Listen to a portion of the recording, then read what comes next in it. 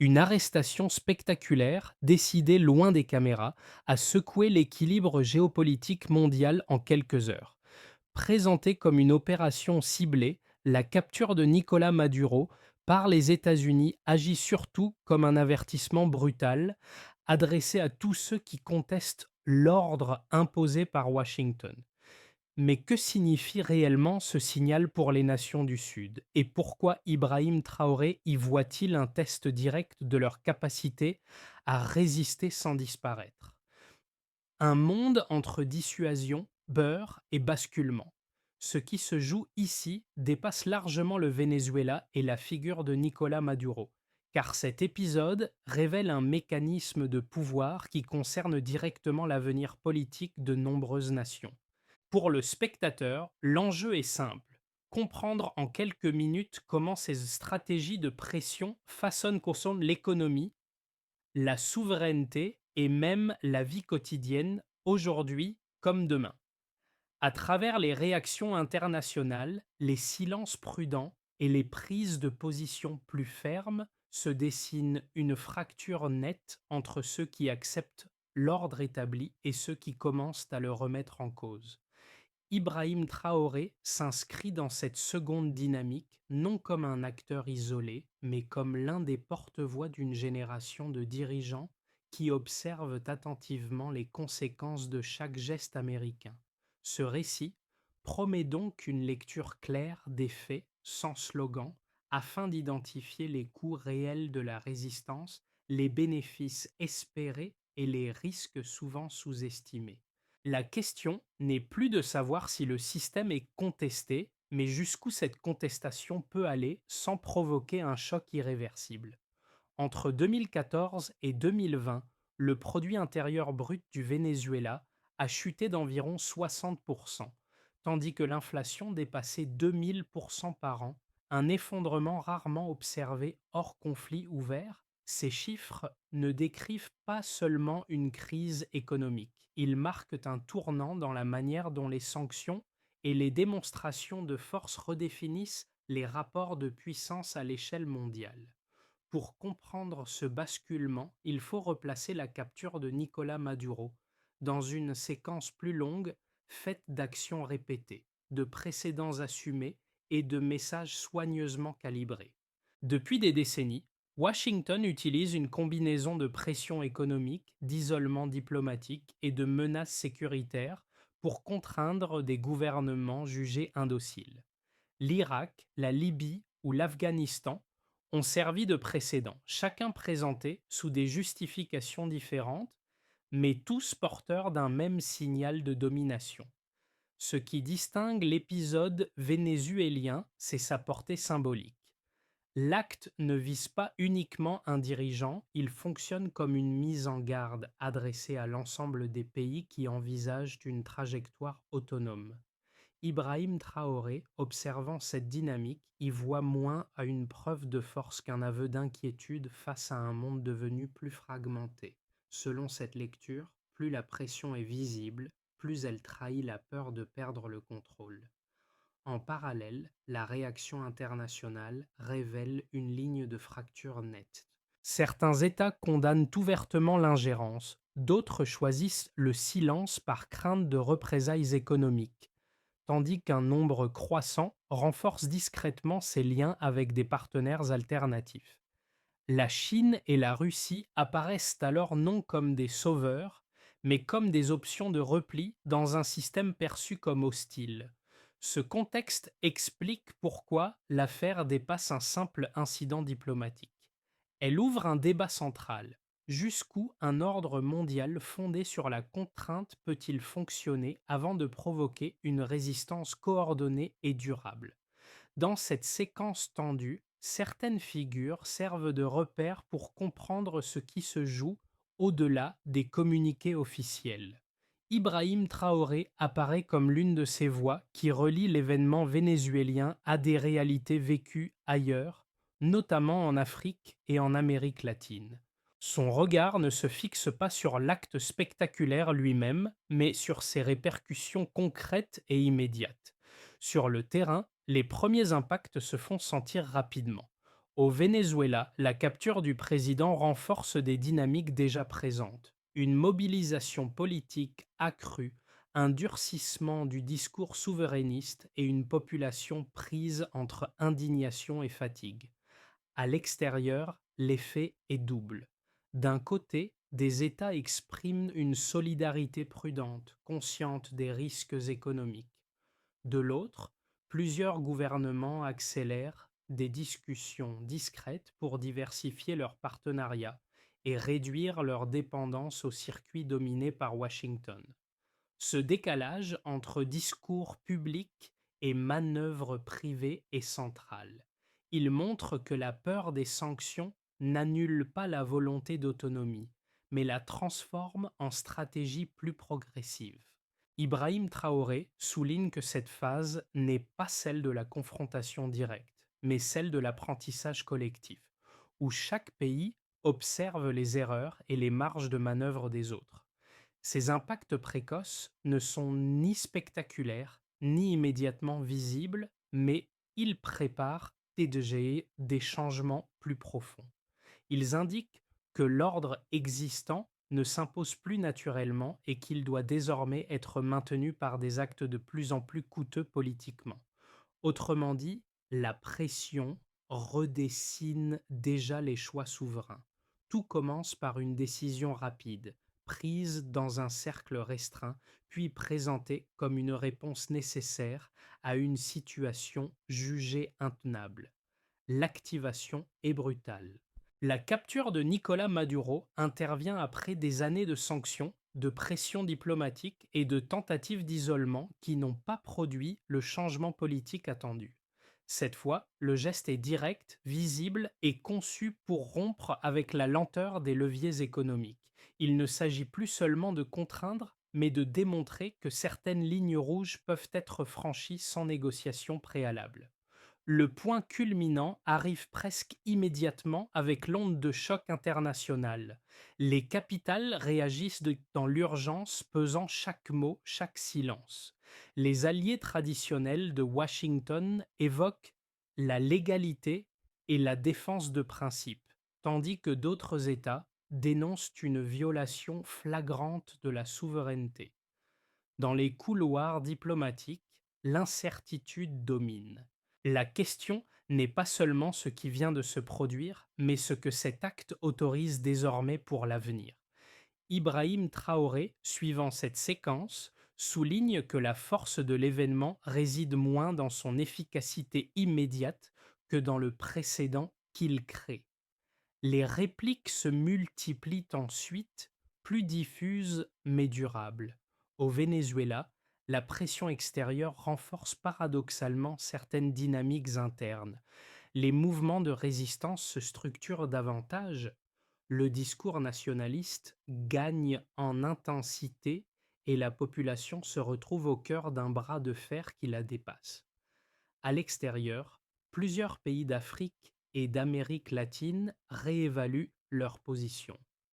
Certains accélèrent des accords commerciaux alternatifs, d'autres diversifient dans leurs circuits financiers pour réduire leur exposition aux sanctions secondaires.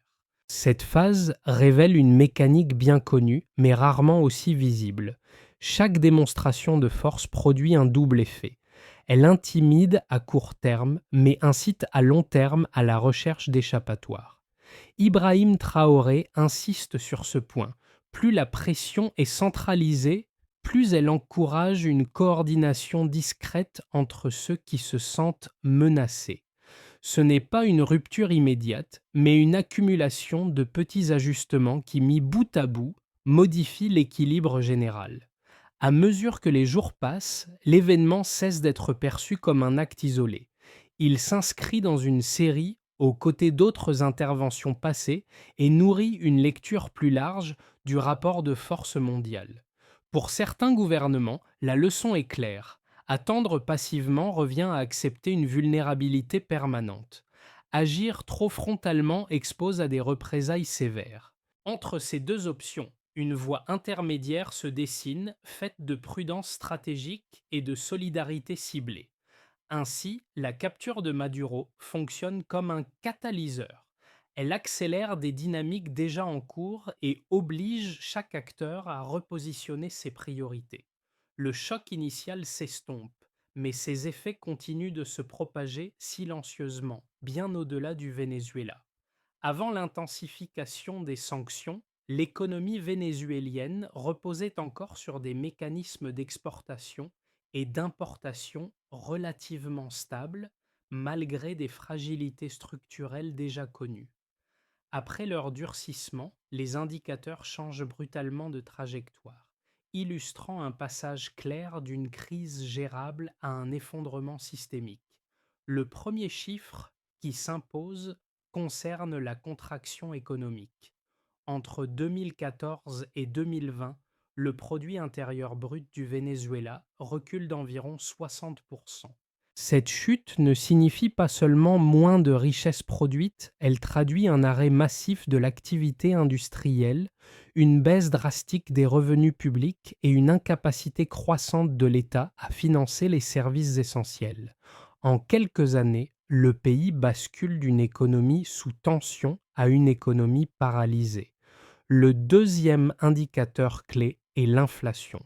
Avec des taux dépassant 2000% par an, la monnaie perd sa fonction première de réserve de valeur. Concrètement, cela signifie que les salaires deviennent obsolètes en quelques semaines et que l'épargne des ménages est progressivement anéantie.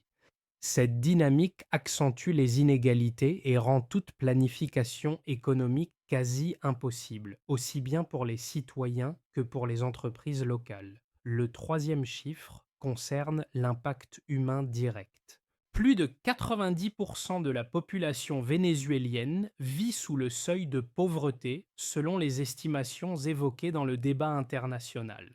Ce pourcentage ne reflète pas seulement une baisse du niveau de vie, mais une transformation profonde des conditions d'existence. L'accès à l'alimentation, aux médicaments et aux services de base devient irrégulier, voire inaccessible pour une large partie de la population. Ibrahim Traoré insiste sur un aspect souvent relégué au second plan dans ses discussions chiffrées. Les sanctions ne touchent pas uniquement les gouvernements ciblés, elles redessinent l'ensemble du tissu social. Les études mentionnent une réduction significative des importations de médicaments, aggravant une crise sanitaire déjà fragile.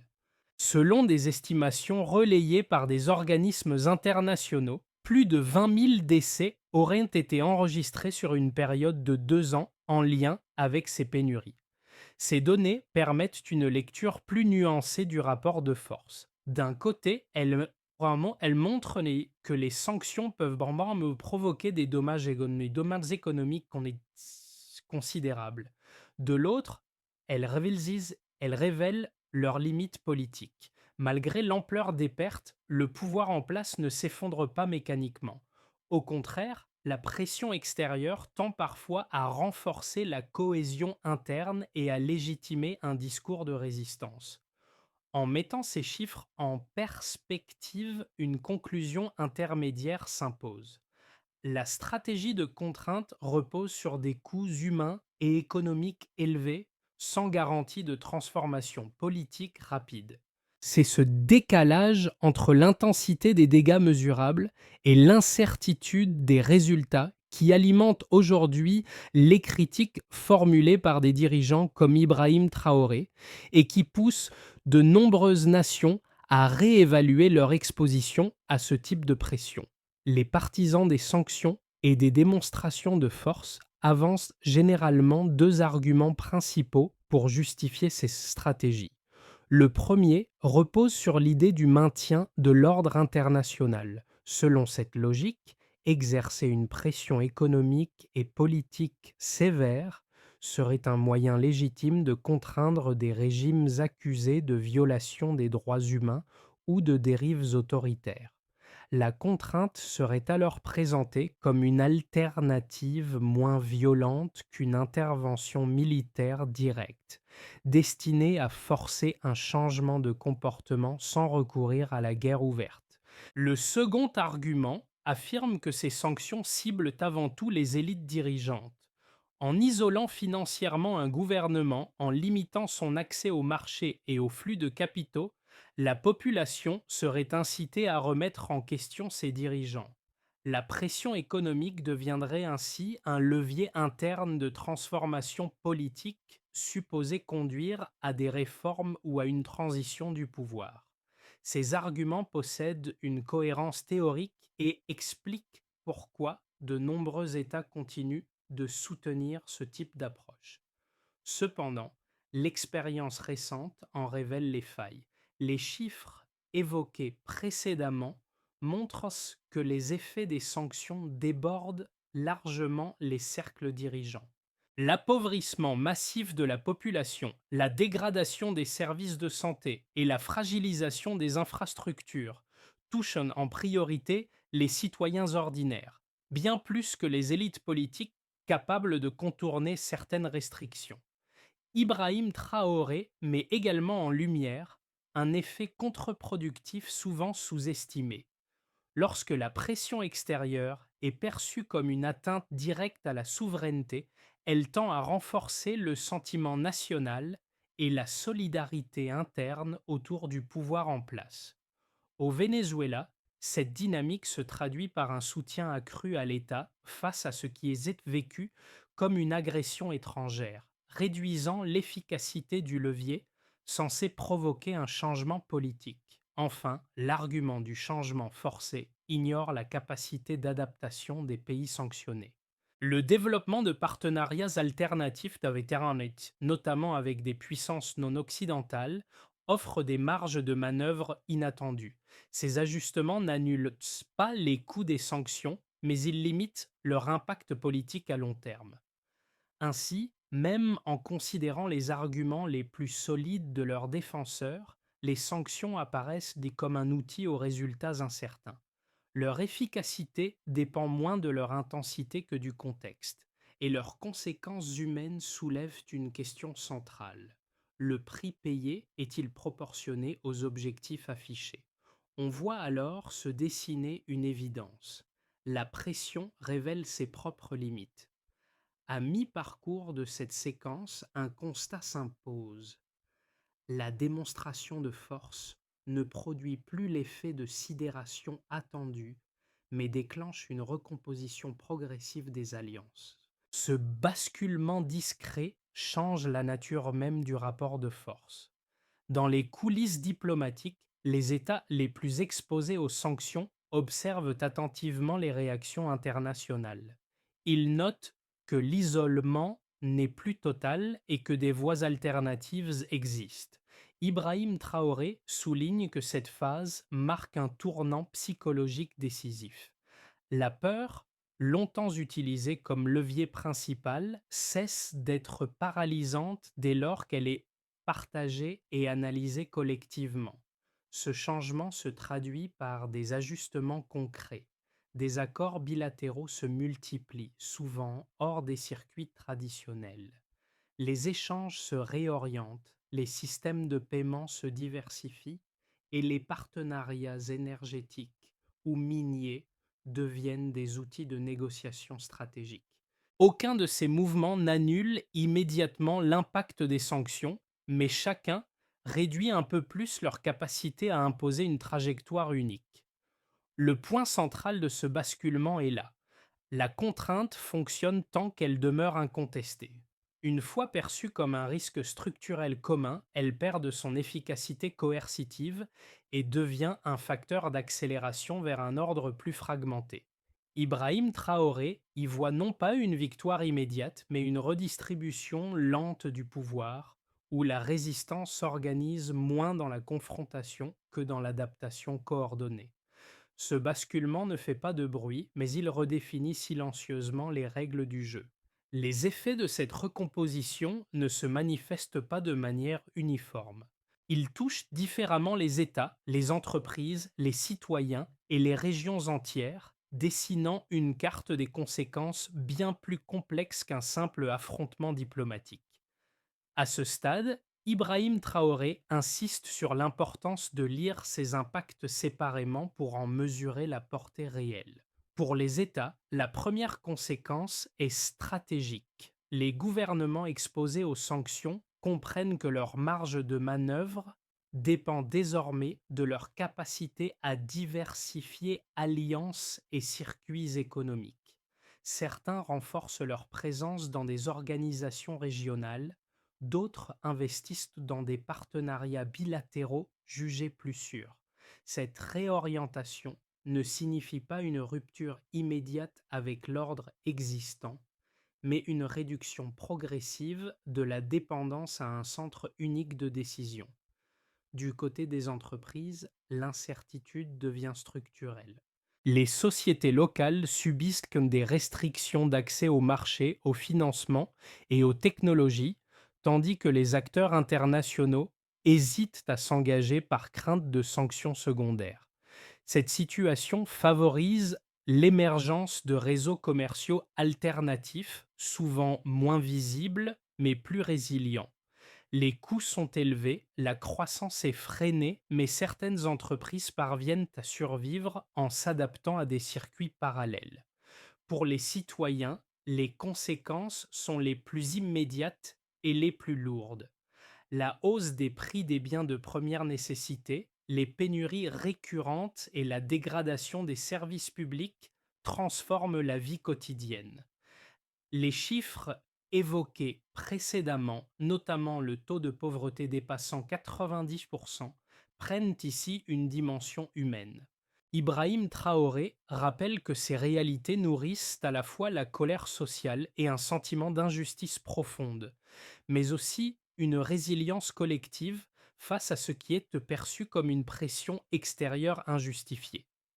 À l'échelle régionale, enfin, l'impact dépasse les frontières nationales. En Afrique et en Amérique latine, les pays observent ces dynamiques comme un avertissement. Les sanctions imposées à l'un deviennent une leçon pour les autres. Cette observation partagée encourage une coordination plus étroite, qu'elle soit économique, diplomatique ou symbolique.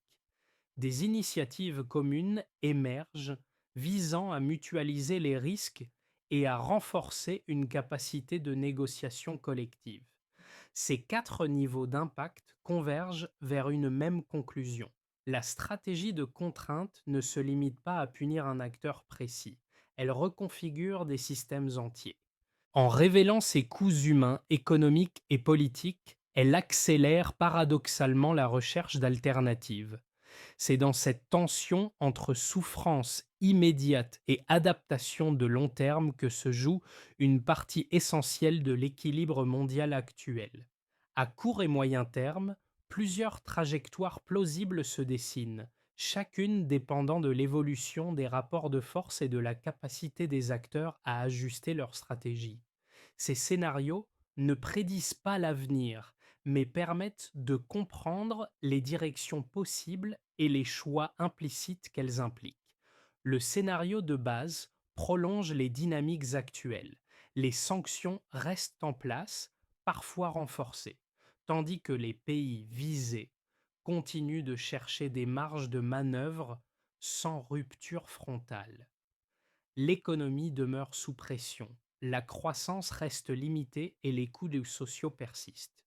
Toutefois, les mécanismes d'adaptation observés, comme la diversification des partenaires et des circuits financiers, empêchent entre un effondrement total. Dans ce cadre, l'influence américaine recule lentement sans disparaître et le système international reste marqué par une tension chronique mais contenue. Le scénario optimiste repose sur une accélération de la multipolarité.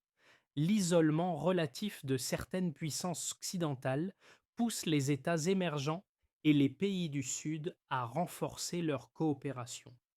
Des accords régionaux se consolident, des investissements alternatifs se multiplient et de nouvelles formes de coordination diplomatique émergent.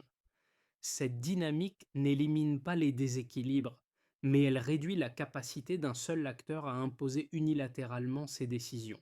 Le coût de la pression devient alors plus élevé pour celui qui l'exerce que pour ceux qui y résistent collectivement. Le scénario pessimiste envisage une escalade. Face à une perte d'efficacité des sanctions, la tentation d'actions plus coercitives réapparaît.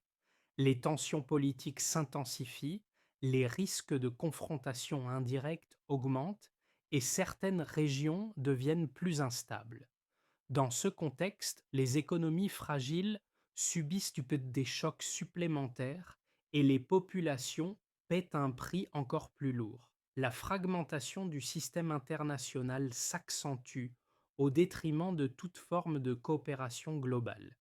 Ces trois scénarios mettent en lumière un point commun. Quelle que soit l'issue, la simple reconduction des stratégies passées ne garantit plus les résultats attendus. La recommandation centrale n'est donc pas une position, mais une méthode de lecture. Observer les signaux faibles, comprendre les interdépendances et mesurer les coûts réels devient indispensable pour éviter des décisions irréversibles dans un environnement déjà instable. À ce stade, l'analyse cesse d'être abstraite et rejoint des réalités qui concernent directement le spectateur, même s'il se trouve loin du Venezuela ou des capitales impliquées. Les mécanismes décrits ici ne sont pas exceptionnels, ils deviennent progressivement des normes dans un système international de plus en plus fragmenté. Comprendre ces dynamiques, c'est anticiper des effets qui peuvent toucher d'autres régions, d'autres économies et d'autres sociétés. Pour certains publics, notamment ceux vivant dans des pays dépendants des échanges internationaux, la première conséquence est économique. Les sanctions, les ruptures d'approvisionnement et la réorientation des flux commerciaux influencent les prix, l'accès à certaines ressources et la stabilité des marchés. Ces effets indirects restent souvent invisibles, mais ils façonnent le quotidien à travers l'inflation importée, les pénuries ponctuelles ou la volatilité de l'emploi. Pour d'autres, l'enjeu est politique. Les exemples observés au Venezuela servent de référence implicite. Ils montrent comment un État peut être isolé rapidement, mais aussi comment cette pression peut renforcer des discours souverainistes et modifier les équilibres internes. Ibrahim Traoré souligne que cette leçon dépasse les frontières nationales. Elle interroge la capacité de chaque société à préserver une marge de décision face à des contraintes extérieures croissantes. Enfin, il existe un impact plus subtil mais tout aussi important. La normalisation de ces pratiques modifie la perception du droit international et de la souveraineté. Ce qui était autrefois considéré comme exceptionnel devient progressivement acceptable. Pour le spectateur, la question n'est donc pas seulement de juger un cas précis, mais de réfléchir à ce que cette évolution signifie pour l'avenir des relations entre États. Ces dynamiques ne demandent pas une expertise technique pour être comprises, mais une attention constante. Observer, comparer et questionner devient une forme de responsabilité civique dans un monde où les décisions prises ailleurs produisent des effets bien au-delà de leurs frontières immédiates. Face à ces dynamiques, plusieurs pistes concrètes émergent pour les pays qui cherchent à réduire leur vulnérabilité sans provoquer une confrontation directe. La première étape consiste à renforcer les alliances régionales. En coordonnant leurs positions économiques et diplomatiques, les États augmentent leur capacité de négociation et diluent le risque de sanctions ciblées. Cette coopération ne suppose pas une uniformité idéologique, mais un socle d'intérêts partagés clairement identifié. La deuxième étape concerne la diversification économique. Réduire la dépendance à un nombre limité de partenaires ou de ressources devient essentiel. Investir dans l'agriculture durable, l'énergie ou les infrastructures locales permet de créer des amortisseurs face aux chocs extérieurs. Cette stratégie est lente, mais elle offre une résilience durable, moins visible que des accords spectaculaires, mais plus efficaces à long terme. La troisième étape est financière. Développer des systèmes de paiement alternatifs et renforcer les échanges en monnaie locale limite l'exposition aux sanctions secondaires. Ces mécanismes ne remplacent pas immédiatement les circuits dominants, mais ils introduisent une flexibilité stratégique. Ibrahim Traoré souligne que cette flexibilité est souvent plus dissuasive que la confrontation ouverte. La quatrième étape relève de la diplomatie. Une présence plus active dans les institutions internationales permet de transformer des intérêts dispersés en positions communes. Il ne s'agit pas seulement de contester, mais de proposer des cadres alternatifs fondés sur la souveraineté et la coopération. Enfin, la dernière étape est culturelle et éducative. Renforcer la compréhension des enjeux de souveraineté auprès des populations prépare les sociétés à des choix complexes. Cette dimension, moins tangible, conditionne pourtant la pérennité de toute stratégie collective. Ces étapes ne garantissent clairement pas une protection totale, mais elles réduisent l'asymétrie du rapport de force et transforment la contrainte en un problème partagé plutôt qu'en une menace isolée.